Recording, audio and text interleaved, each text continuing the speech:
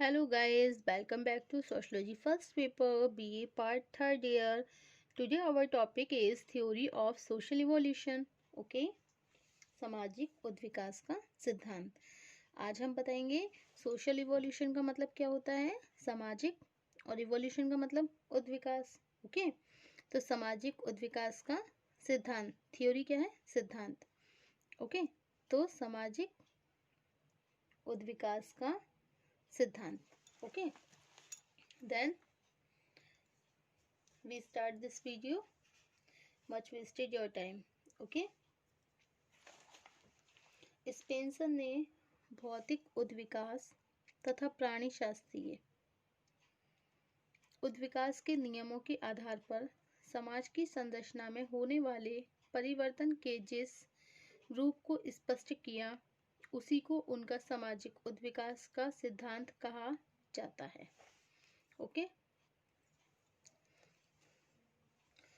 Okay, तो सामाजिक उद्विकास का सिद्धांत किसे कहते हैं हम, कि स्पेंसर ने सामाजिक भौतिक उद्विकास तथा प्राणी शास्त्रीय उद्विकास के नियमों के आधार पर समाज की संरचना में होने वाले परिवर्तन के जिस रूप को स्पष्ट किया है, उसी को उनका सामाजिक उद्विकास का सिद्धांत कहा जाता है। ओके, उन्होंने स्पष्ट किया, जिस तरह भौतिक उद्विकास की दशा में पदार्थ के अंदर विद्यमान शक्ति और गति के स्रोत कभी स्पष्ट नहीं होते, ओके, उसी तरह सामाजिक संरचना का निर्माण करने वाले तत्वों में कुछ परिवर्तन तो होता है, लेकिन उनका संतुलन और निरंतरता समाप्त नहीं होती। ओके, इस प्रकार भौतिक और प्राणी शास्त्रीय उद्विकास के आधार पर स्पेंसर ने दो प्रमुख नियमों का प्रतिपादन करके सामाजिक उद्विकास की प्रकृति को स्पष्ट किया। इनमें से पहला नियम सरलता से जटिलता का नियम है तथा दूसरे को योग्यतम का अतिजीवन कहा जाता है। ओके, तो पहला नियम कौन सा है इसमें, सरलता से जटिलता की ओर, और दूसरा कौन सा है, योग्यतम का नियम है। दूसरे को योग्यतम का अतिजीवन कहा जाता है। इन्हीं के आधार पर स्पेंसर के सामाजिक उद्विकास के सिद्धांत को समझा जा सकता है। ओके, तो इन्हीं के आधार पर क्या हो सकता है, स्पेंसर का जो सामाजिक उद्विकास है, मतलब सोशल इवोल्यूशन जो है, तो उसकी थ्योरी को हम समझ सकते हैं। ओके ओके, सरलता से जटिलता का नियम, law of simple the complex. Spencer ने स्पष्ट किया कि आरंभिक युग में समाज की संरचना आज से बहुत भिन्न थी। अत्यधिक प्राचीन काल में समाज एक आदिम दशा में था, जिसमें लोग खाने योग्य पदार्थों की तलाश में इधर उधर घूमते रहते थे। ओके, तो स्पेंसर ने क्या स्पष्ट किया है, कि लोग खाने की तलाश में इधर उधर घूमते थे और रहने के लिए गुफाएं और शरीर ढकने के लिए पत्ते और दूसरी वस्तुओं का उपयोग किया जाता था। संपूर्ण समाज बहुत सरल और असंगठित था। लोगों के जीवन को एक दूसरे से जोड़ने वाले कोई नियम नहीं थे। व्यक्तियों के बीच भिन्नताओं का पूरी तरह अभाव था। यह अनिश्चित और असमृद्ध समानता की दशा थी। तब से लेकर आज तक समाज अनेक स्तरों से गुजरते हुए एक जटिल समाज के रूप में बदल सका है। समाज का उद्विकास किन अवस्थाओं से गुजरकर हुआ, तो इसे स्पष्ट करने के लिए स्पेंसर ने समाज के 4 विभिन्न स्तरों का उल्लेख किया है, जो निम्नलिखित हैं। ओके, सबसे आरंभिक समाजों को हम सरल समाज कह सकते हैं। समाज का यह रूप समरूप मतलब होमोजेनियस था, जिसमें व्यक्तियों के बीच किसी तरह की असमानता या ऊंच नीच नहीं थी। सेकंड है संश्लिष्ट समाज, मतलब कंपाउंड सोसाइटीज का निर्माण होना आरंभ हुआ। ओके, तो व्यक्ति के बीच भिन्नताओं का पूरी तरह अभाव था। यह अनिश्चित और असमृद्ध समानता की दशा थी। तब से लेकर आज तक समाज अनेक स्तरों से गुजरते हुए जटिल समाज के रूप में बदल सका है। समाज का उद्विकास किन अवस्थाओं से गुजरकर हुआ, इसे स्पष्ट करने के लिए स्पेंसर ने समाज के 4 विभिन्न स्तरों का उल्लेख किया, जो कि निम्नांकित है। ओके, सबसे पहले आरंभिक समाजों को सरल समाज कहते हैं। समाज का यह रूप समरूप था, जिसमें व्यक्तियों के बीच किसी तरह की असमानता, ऊंच नीच नहीं थी। सामाजिक संरचना में निहित शक्तियों के कारण लोगों की आवश्यकताओं ने उन्हें इस बात के लिए मजबूर किया कि वे समूह में रहना आरंभ करें। इसके फलस्वरूप जब अनेक सरल समाज मिलकर साथ साथ रहने लगे, तब दूसरे स्तर पर संश्लिष्ट समाज मतलब कंपाउंड सोसाइटी का भी निर्माण होना शुरू हो गया। यह समाज का वह रूप था जिसका निर्माण अनेक परिवार और समूह के संगठन से हुआ। यह एक केंद्रीय शक्ति के द्वारा उनके व्यवहारों को नियंत्रित किया जाने लगा।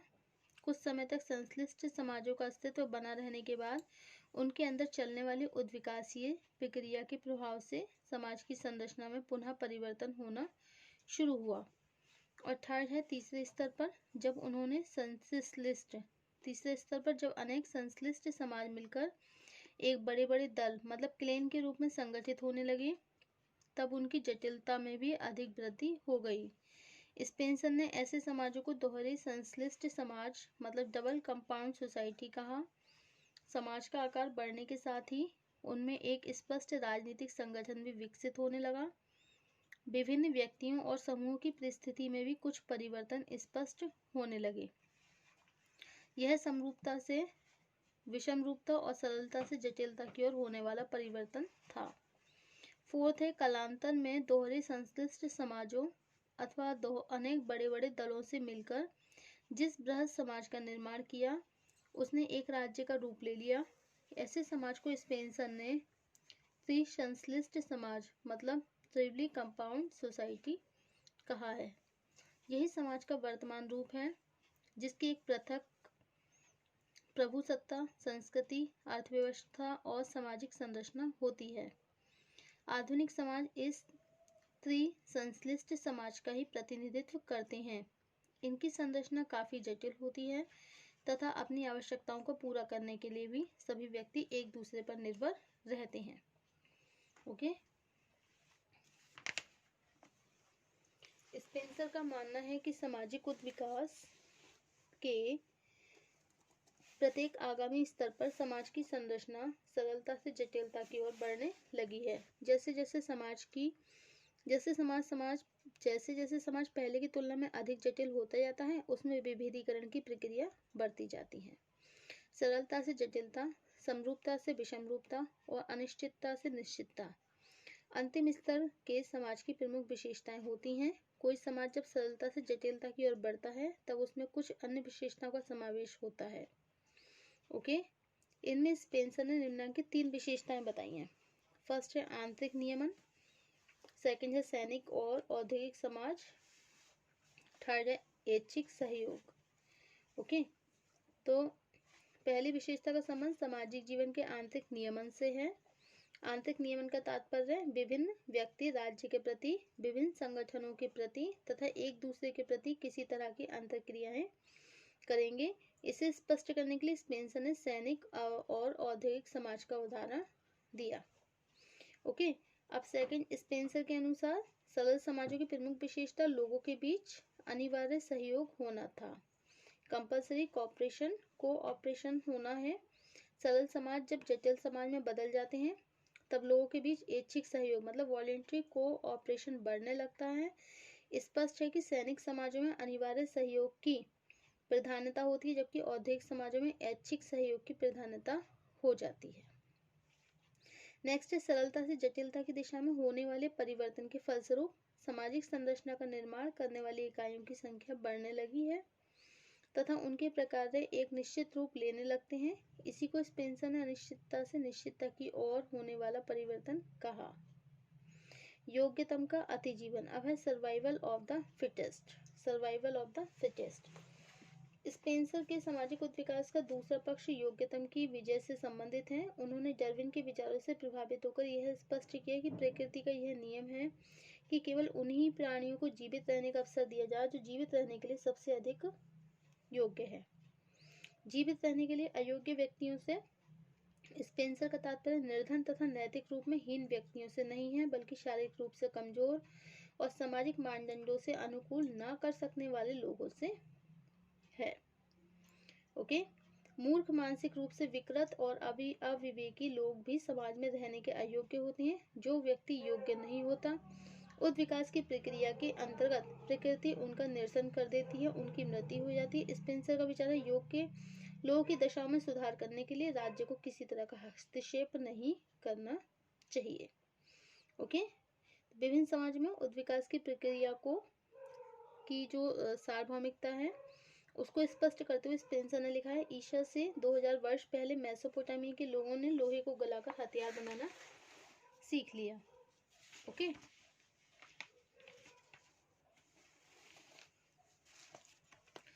और लोहे का आविष्कार होने के कारण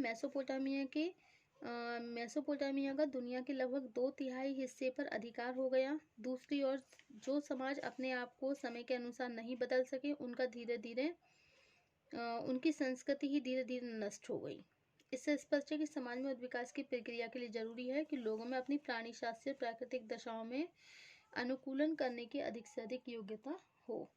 ओके, अपने उद्विकास के सिद्धांत के बारे में स्पेंसर ने निष्कर्ष दिया है कि समाज का विकास कभी भी पहले से ही निर्धारित कुछ विशेष स्तरों के माध्यम से नहीं होता, बल्कि यह विकास लोगों के सामाजिक और प्राकृतिक पर्यावरण से किए जाने वाले अनुकूलन के अनुसार होता है। ओके, यही स्पेंसर का सामाजिक उद्विकास का सिद्धांत है। तो क्या बताया कि समाज का विकास कभी पहले से निर्धारित कुछ विशेष स्तरों के माध्यम से नहीं होता, बल्कि ये विकास लोगों के सामाजिक और प्राकृतिक पर्यावरण से किए जाने वाले अनुकूलन के अनुसार होता है, और यही स्पेंसर का सामाजिक उद्विकास का सिद्धांत है। Okay, thank you for watching this video.